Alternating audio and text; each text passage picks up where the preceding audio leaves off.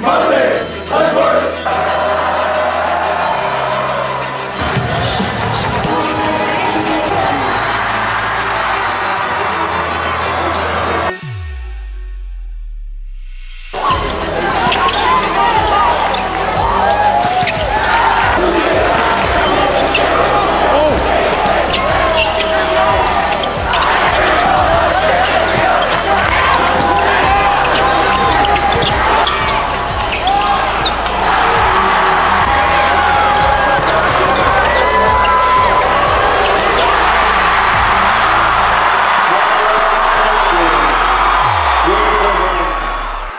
We're on site today at Herriman High School with phenom Carlo Mulford.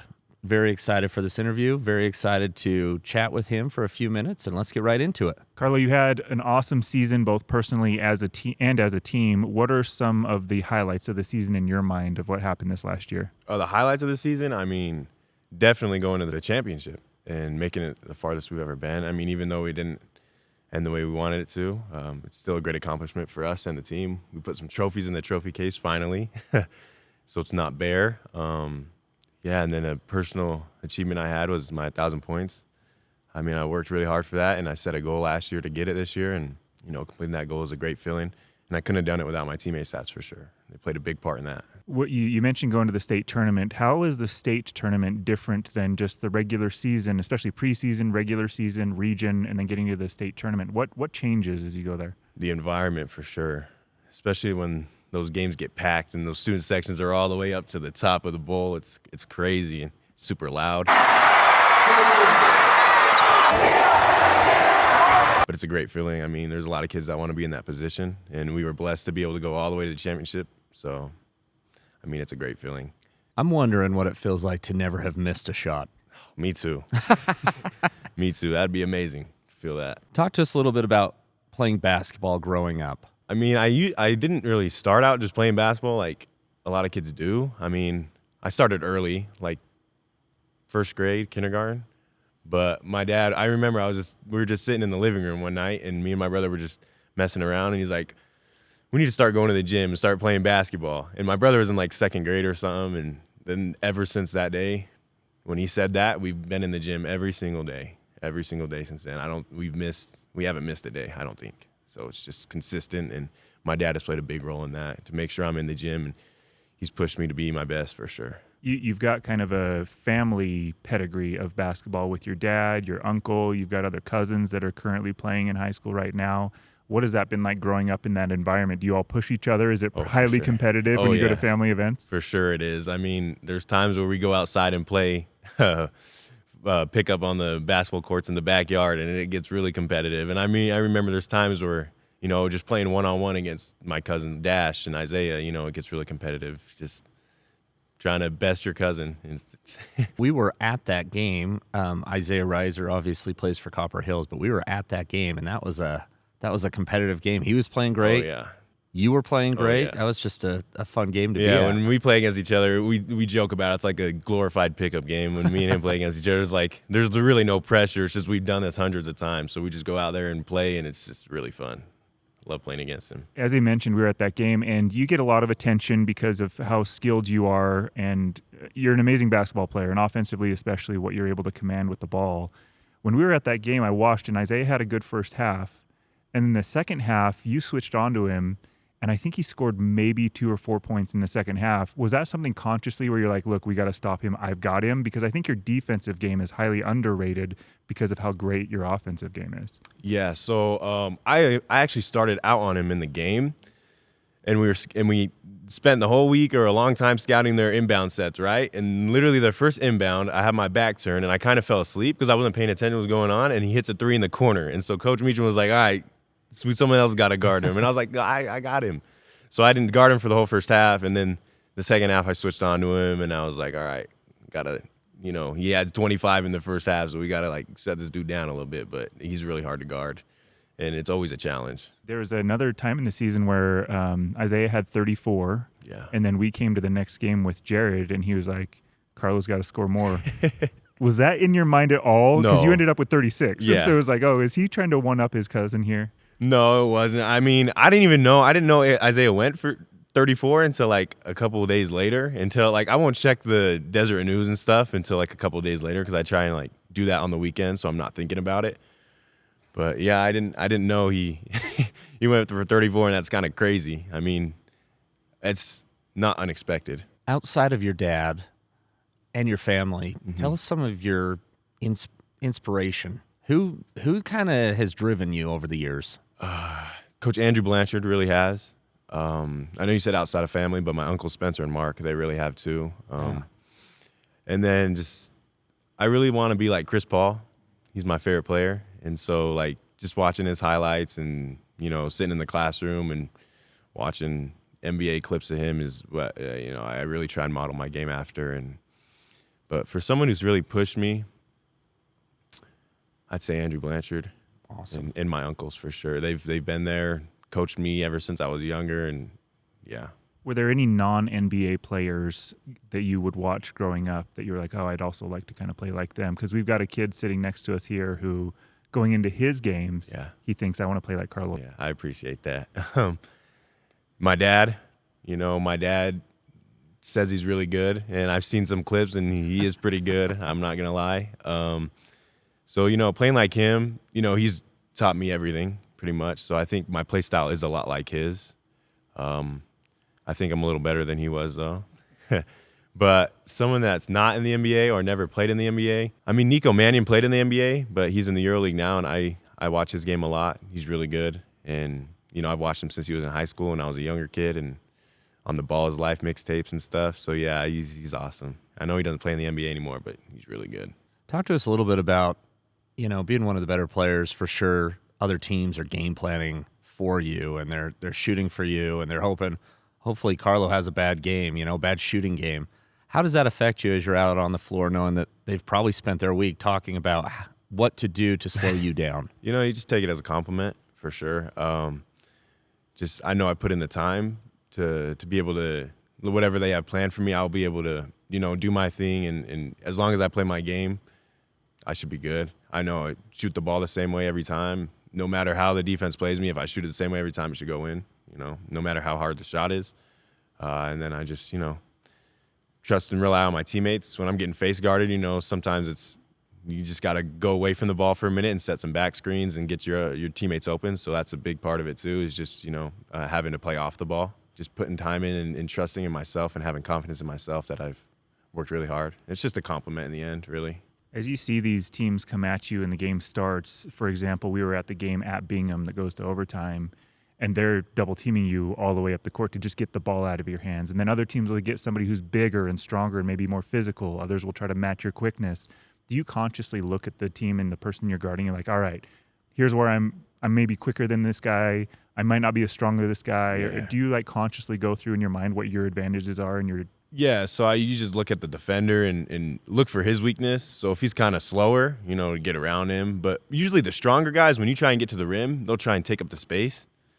And so that's when you have like in either a quick pull-up jumper or turnaround jump shot, something to, maximize your space between them. And because they want to be physical. They know they're stronger than you, so they want to get you down in the paint and make you try and get a shot up and block it. But yeah, you just got to look for their weaknesses. And a lot of times the slower guys will sag off you, so you have an open three. And if they try and pick up, then it's just to the rim, really. So just know if I ever have to guard you now, I got to figure out what I got to do.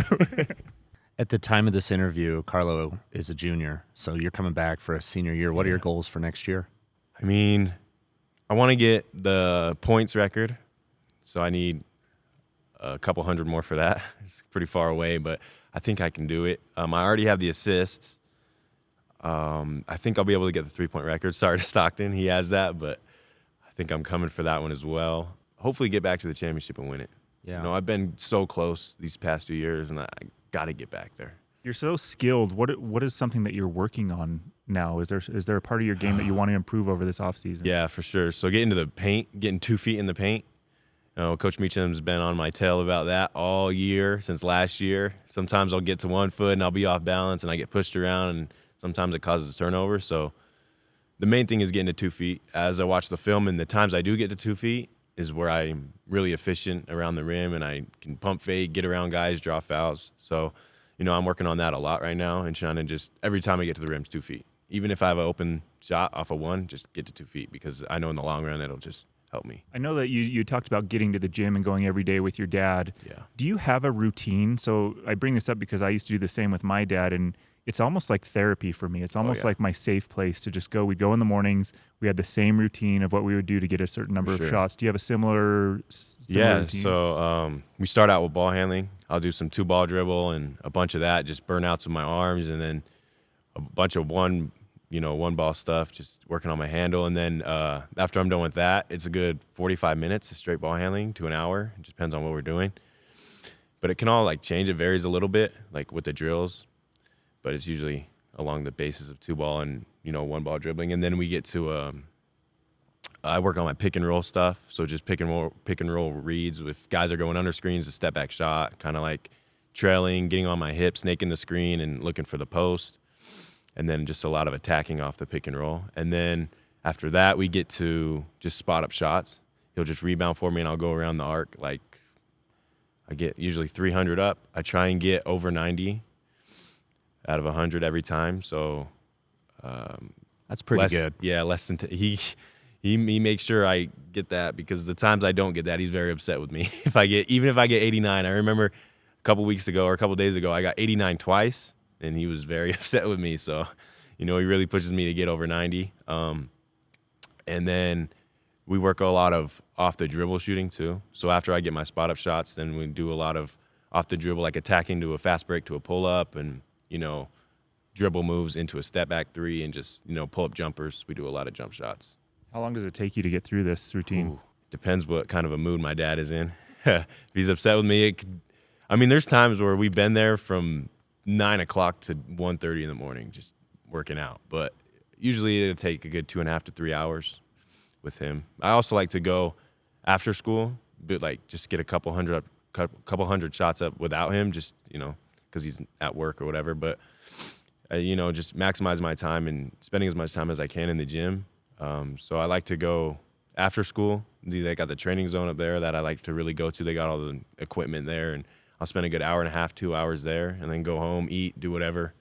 And then once my dad comes home, we head back to the church to put some more time in.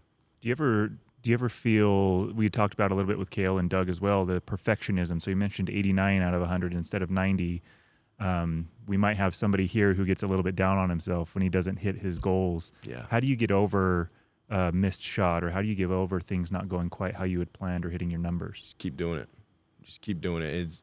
And it takes a lot to be able to do it consistently, but you're going to get better, and you're going to be able to do it if you just keep doing it. You're going to fail sometimes, and it's not always going to be easy. It's not always 100% successful. Like sometimes, as much shots as I shoot, I can't. Sometimes it's hard for me to get over 90. It just depends on the day, really.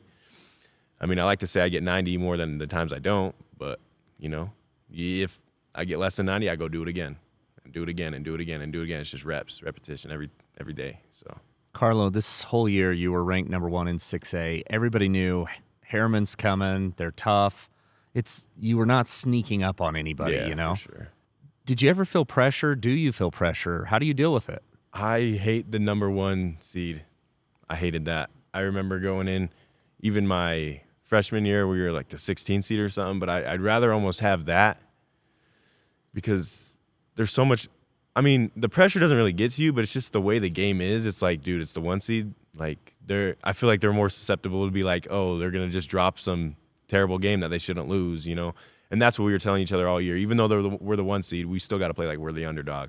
We haven't proved anything yet. We prove it once we win a championship. And everybody gets up for you, right? Like every team is getting up for that game. Oh yeah, for sure. Every team was giving us our best shot. That's for sure, or giving us their best shot. And it's fun to play that way. You got teams that are coming out and wanting to beat you every night. So the 1 seed, yeah, you got to play like the underdog every game. How do you deal with pressure in games? So again, we mentioned that Bingham game that goes to overtime. Every possession matters. You had an injury in that game too, so you come back. The Lehigh game, you guys are down 18 in the third quarter. Like, there are high pressure moments. What does that look like to you, or do you feel any difference? Yeah, there's definitely a difference. It's like urgency, kind of like, what we like to do is get our team together and to talk to each other. And like in the Lehigh game, we get together and just be like, that's a good time where the 1 seed comes in, is we know we're better than these guys. We know we put in the time to be here. And then, Stockton comes out, hits 4 threes in a row, just calming down your teammates, making sure everyone's together, one unit. And then for me personally, it's just trusting myself. Like, I know I put in the hours, I know I put in the time, and just trusting that I know what I can do, and that whatever the crowd and the pressure and the environment, they can't affect how I'm going to play. So they can say whatever they want, they can do whatever they want, just the environment, as hostile as it is, I've put in the time to be I'm prepared for these moments, and I know that, and I tell myself that because We came and watched quite a few of your games, and just from an outsider's point of view, we have to tell you, you looked cool, calm, and collect. Thank you. So you I try my absolutely best. did. Yeah, thank you. You guys looked like a number 1 seed. Thank you. Even though you don't want to hear it. Thank you. I appreciate that. Jared actually has a question for you that I think is related to all of this. Do you ever feel scared that if you mess up, people will make fun of you? So that's the thing about high school. There's a lot of people in there that like to make fun of you, a lot. But so a lot of the games, I know a lot of people are saying stuff to me, but I really don't hear it. I just tune them out because I'm so focused on the game majority. But I know people say stuff about me, and there's sometimes after the game, my friends will be like, "Yo, this guy was saying this about you," or the crowd was saying it. It's like I couldn't tell because like the game's so it's going, and I just am so focused on the game. But yeah, I mean, they say stuff, but it's next play, and you just forget about it. So it's not a big deal. That's what makes it fun. That's what makes it fun. Can you take us through some of your teammates? And you can go starting 5 if you want. You can go as deep as you want into your roster, but take us through playing with some of these guys. Yeah, Dre, I played with him forever, probably the longest on the team. My first travel ball tournament was with Dre, so I've been playing with him forever. He's a scrappy guy. He really loves to win. He brings it in practice every day. Makes it a challenge for me and the rest of the teammates when he's guarding us and playing defense. He plays physical. He's a great teammate, a great kid. Kel, I love Kel. We call him the mom of the team because anyone can go to him and have a question, and he's just a great dude and very skilled.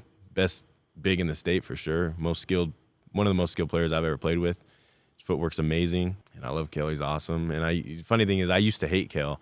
When me and Kel used to play AAU, when my team would play up against his team, they beat us a couple times, and I hated him so much. But now that he's my teammate, he's a great dude. Stockton, I love Stockton. He's been my best friend forever, since like 2nd grade. I love his family. I've slept more nights at his house than I think I have at my own, really, and ate more food out of his pantry than I have at my own. It's crazy. But he's a great shooter, great teammate, great friend. I'm glad he's one of my best friends for sure. We have JJ, as well as JJ. He's an awesome kid. Brings it to practice every day, has a lot of energy, loves to win. Can shoot the ball really well. He's an amazing golfer. Yeah. He just, helps us in practice every day. He's a leader. Even though he wasn't a captain, he was still, a great leader. Zach, one of the biggest differences this year for sure was Zach transferring in. I'm grateful for his parents doing that, giving us another 6'10" guy that can shoot the ball. He helped us a lot this year, and we definitely wouldn't have had the season we had without him. Well, Jared really likes Stone as well, so can you take us through a little bit like Stone? Stone's literally my brother. He lives with me right now, so Stone brings a lot of energy. He always has a smile on his face. He's always in the gym with me. He's working out with me all the time, trying to prepare him for next year. He puts a lot of time in. He loves the game. He's a great kid. Always has a smile on his face, always laughing, always having fun, and brings a lot of physicality and energy to practice as well. I want to ask what your favorite drills are, because I think of everybody we've watched this year, you probably have control of that basketball better than anyone we've seen. What is a drill for somebody Jared's age or my son? I'd say, just starting at the baseline and zigzag. So I'll take a dribble into a move and change my pace. So it'd be a slow dribble to a between the legs fast. Dribble, between the legs fast. Just zigzag up the court and change your pace. And then do that back. And I do that probably up and back 4 or 5 times. And then I change the move and just keep doing that. And that's really what is that change of pace that what helps you keep the ball on a string, kind of like keeps your handles right. Because you can just go dribble, like even in stationary stuff, you're just dribbling at one speed. But when you're like changing heights, high to low, and to get into different spaces and changing pace, it really helps you. Because in a game, you're not just going one pace the whole time. You got to change your pace, slow down, speed up, and that's what helps me a lot. And then, as you get better at it, you can add double moves, triple moves at it. So it's a great drill. It's one thing that, as we watched you this year, I felt like you were an amazing change of pace player. Yeah. I mean, you certainly, I'm going to be doing zigzags after this interview. So, just working myself. It's not for his kid, it's for him. For me.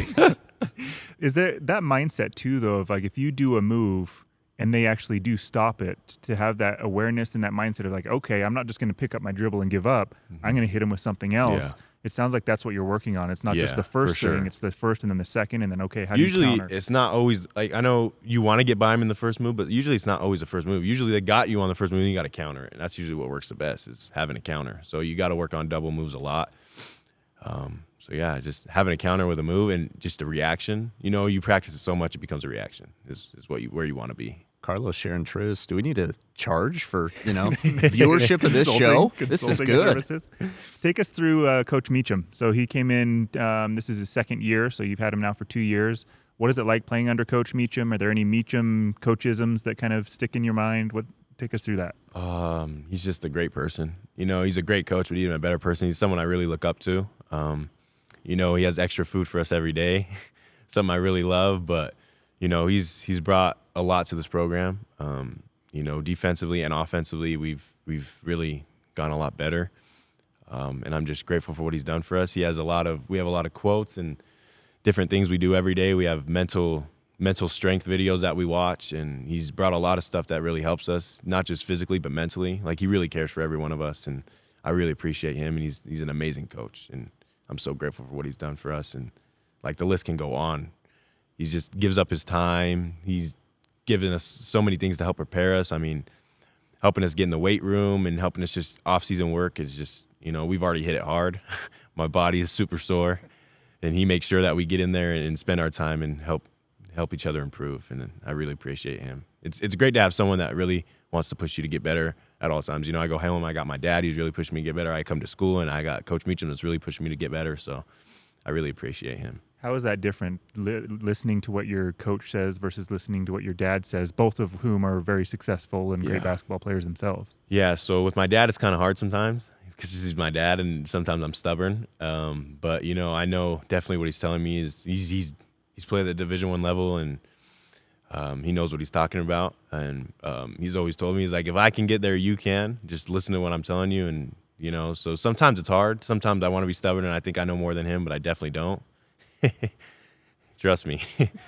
But with Coach Meacham, I'm a little more, just humble and like an outside source. He's telling me what I need to do, and it's a lot easier to listen to him than my dad, even though, I trust them both equally and a lot.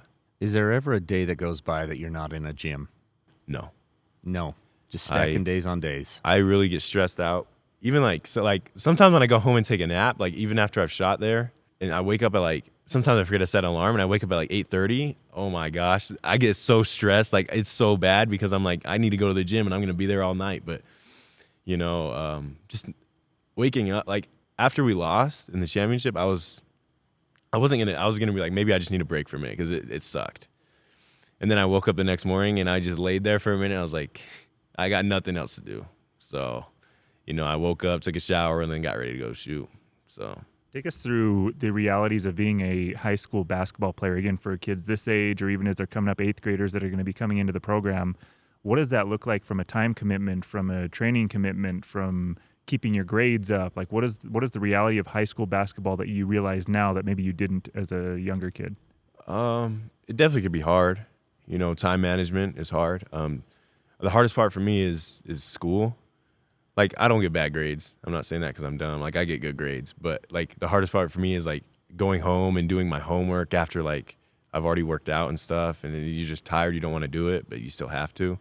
That's the hardest part for me because going to get shots up is easy. Going to do the fun stuff and play basketball is easy. But the going to school part and making sure I'm doing my homework and stuff, that's definitely the hardest. And I'm not saying that because I get bad grades. I get good grades, just so you guys know. Well, we do have a question from Instagram from Anderson Roth. Hopefully I'm pronouncing that right. Rothe. Yeah, that's right. What has been your schedule throughout the years on getting work in? So maybe take us through that daily routine, because you have to wake up at a certain time. We all have 24 hours in a day. You wake up, school, workout. You mentioned naps. Like, what does that daily routine look like? Yeah, so I really, during the summer or towards the end of the summer, I was getting up in the morning and going so I could get 3 in a day. But, with school, it's kind of hard. And I want to start going in the morning because I don't have a first period. I do it online. So I get to sleep a little more, and I want to be more productive. And I want to get up earlier and go shoot before, and then I can twice after as well. And so I need to do that better. But usually I'll wake up, just get ready for school, go to school. And then after school is over, I usually go to our trainer and get some treatment on whatever sore or ice or whatever. And then, we usually have a lift or whatever.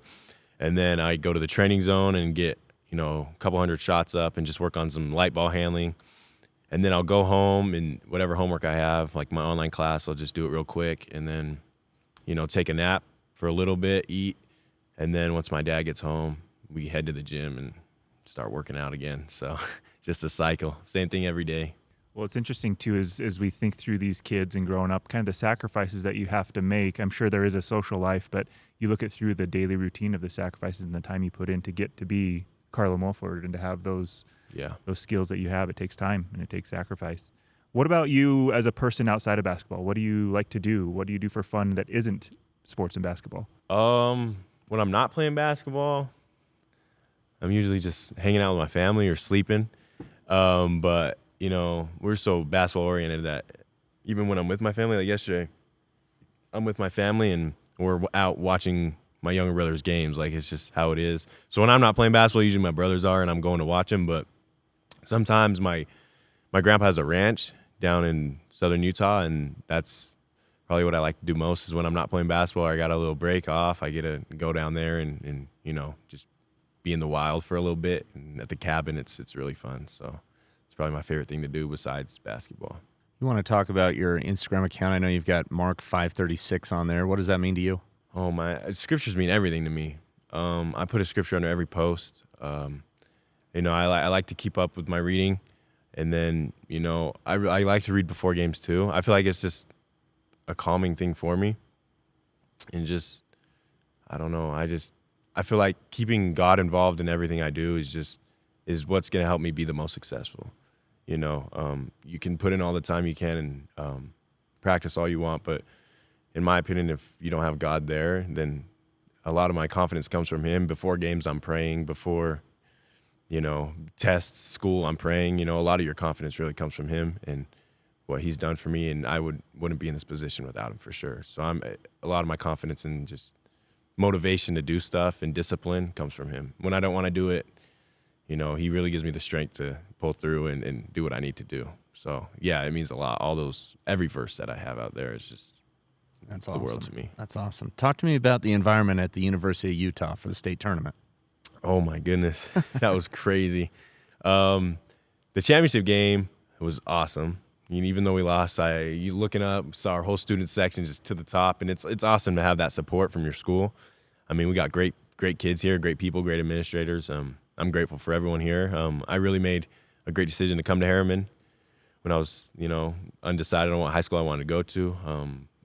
But yeah, the students here and the environment they make it and the momentum and energy they bring to every game is just, I'm truly grateful for it. And to have people that really care for us as a team and as students, it's awesome. So the environment was just wonderful.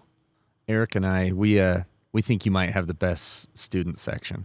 I think so too. All throughout the year. I mean, traveling to away games, you got Moses part in the Red Sea. Yeah, you that got was everything. awesome. Yeah. All on cue. They fill that whole thing up every night. It's wonderful, man. It's so fun. And just, what's good about when people are making fun of you, Jared?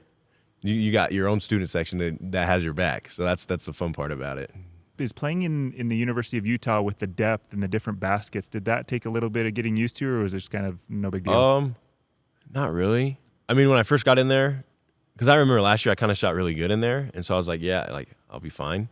But then when I first got in there, I was like, oh, it's a little bit different, especially the one with the tunnel where it's just so deep. But it's usually that you just warm up, and we get such a long time to warm up there too that you usually just get used to it. So yeah, it's not too bad.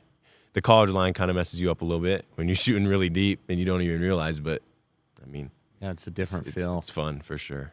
We'll go ahead and let Alex Jensen know that you shoot well at the oh, please do. at the arena. Well, take me through this. Let's get in a time machine. Fast forward 5 years from now. What do you hope that Carlo Mulford's doing or has accomplished 5 years from now? I don't know yet if I'm going to go on a mission or not. It just depends on my opportunities at the schools they give me. But I would love to serve a mission, so I'd either be still in college or just graduating.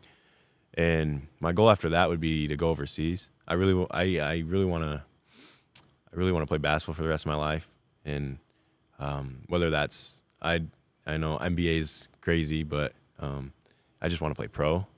So whether that's I'm going overseas or anything, I just I want to be playing basketball for as long as I can. So that's an interesting thing. And can we get a little bit deep on that? We had talked about this in a previous episode, but Jared, as a 7-year-old, was saying that he wants to play in the NBA. Me as a kid, I was like, I want to play in the NBA. Yeah. And there was a moment, and I don't remember when it was, but there was a moment where I realized, all right, we're probably not going to play in the NBA. Yeah. But the goal of the overseas, I think, is that it seems like you've come to, not that it wouldn't ever happen, but you've kind of like setting your realistic expectations and the work to get there. What has that process been like for you to kind of still be working so hard to not be Chris Paul, if that makes sense? Yeah. I'm not the biggest guy. I'm not the tallest or whatever, but, I've put in the work. Do I think if you ask me in 5 years if I think I'd be able to play in the NBA, I'd definitely tell you yes. But just the opportunities I'd probably be given to be pro, I don't think it would be the NBA. But, I don't have a problem with that. My dream is to become a pro basketball player. I've worked so hard. I want to be professional in what I do. And if that's the NBA and I get an opportunity, that's sweet. But, I'm not dead set on that. I'm dead set on just becoming a pro, wherever that is, however it is. Take us through that college recruitment process, though. So you have colleges coming after you. Are you and your parents proactively sending things out to colleges, or is it more they're coming to you and talking to you, or a little bit of both? Yeah, it's a little bit of both. So I got my coach, Will Joyce. He's amazing. He helps me a lot with development as well, and sending stuff out to coaches, and same with my dad. So I'll just get on my huddle and I make a highlight, and then we all work together and we send it out to a bunch of coaches. Me and Coach Will sent a bunch out to East Coast coaches a couple weeks ago. But yeah, so Edmonds, the school that just offered me, a lot of schools will go to Coach Meacham first, like the head coach, and then that's where they got my number. And I've been talking to him for like a year almost now, a few months. And yeah, they just were texting me a lot every day, and it's great to have that. Especially when the coaches reach out first, you feel like you've been seen, and a lot of the hard work is paying off. So yeah, I really appreciate the schools that have offered me already, and how they've come out to see me play, and really made an effort in recruiting me as well as me, trying to get on their radar and get noticed by them. Do you know when they're at the games? No, when I got offered by SUU, I went to a camp before, and I played pretty well, I think, and then Clearly, right? I could have played better, but I saw Coach Williams. He came to the Great Western Classic, and so there was a bunch of coaches, because they can't really hide at those games because it's in the Juan Diego gym. It's like they got the smaller courts, so they're like sitting at the very end. But I knew there was coaches there, and I honestly, that game I didn't play very well, and he still offered me after the game, and I was, I'm very grateful for that. It was a great experience, and it's a great offer to have. But yeah, it's just, some games they do hide, but after they offered you, usually they'll come say hi to you before the game, or you see him before the game. But Coach Reiner at CSI, I know he's come to some of my games where he's hiding up in the stands, and I don't know where he's at. So those are the games where you got to make sure that means that's where you got to make sure every game, your body language is as good as it can be. And even if you don't have a great game, you're there for your teammates. You're being a good teammate. You're playing aggressive. You're diving on loose balls. You're just doing whatever you can to make an impact on the coach. The way you interact with your coaches on the sideline and your teammates, you got to make sure you're doing the right thing and not being someone that these coaches don't want to have on their team. You don't want to be a cancer to their team. So, it can be it's scary sometimes knowing they're in the crowd and you're just like, oh no, I don't want to miss a shot. But in the end, they know you can play.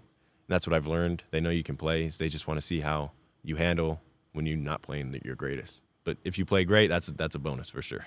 That's such good perspective. I think it was the Riverton playoff game that I thought I saw some coaches up in the stands, and it might have been for you and Kale, and it came down. But you both had great games that game, so you showed out really, really well. We really appreciate you taking this time to spend with us. Do you have any parting advice that you would give to somebody who's 9 years old? They look up to Carlo Mulford. and they're trying to be a better basketball player. What advice would you give? I mean, just keep putting the time in. It's a lot harder to see the results when you're younger. But as you work every day, when you start getting older and your body starts maturing and the way you move, just, you just get more mature, then the results of your hard work will just, you'll be able to see them, that's for sure. Like my little brother, Rio, he puts in a lot of time, but, he's just younger. So it's like you can't really do anything with what what he's working on because he's just so little and, not as mature. But as he gets older, he's definitely going to, from all the hard work he's put in, he's going to understand it, and his body's going to be different. He's just going to be able to play and shoot different, just be stronger. So, I mean, just keep putting in time. Love the game. You don't want to get burnt out. A lot of people ask me if I've ever been burnt out from how much time I'm putting in, but it's just, you don't get burnt out when you have fun. You just got to have fun. You got to love it. Be around it. Find some people that like to play basketball as well. I got a lot of teammates here that, send a text to the group chat and be like, all right, who wants to go play at a church in an hour? And everyone comes. And so it's just fun. Parting words from me to you. And maybe Herriman High will hire me as a hype man. Who knows? Yeah. It could be a dream job, but you've got another year, you've got another shot at this. And I know that you lost in the state championship in a game that you probably felt like was in hand with a few minutes left to go. You played great. Yeah. Your team played great. But, you've got another year. You've got another shot, and it'll be fun following you. Yeah, thank you. I appreciate that. Jared, any other last questions for Carlo?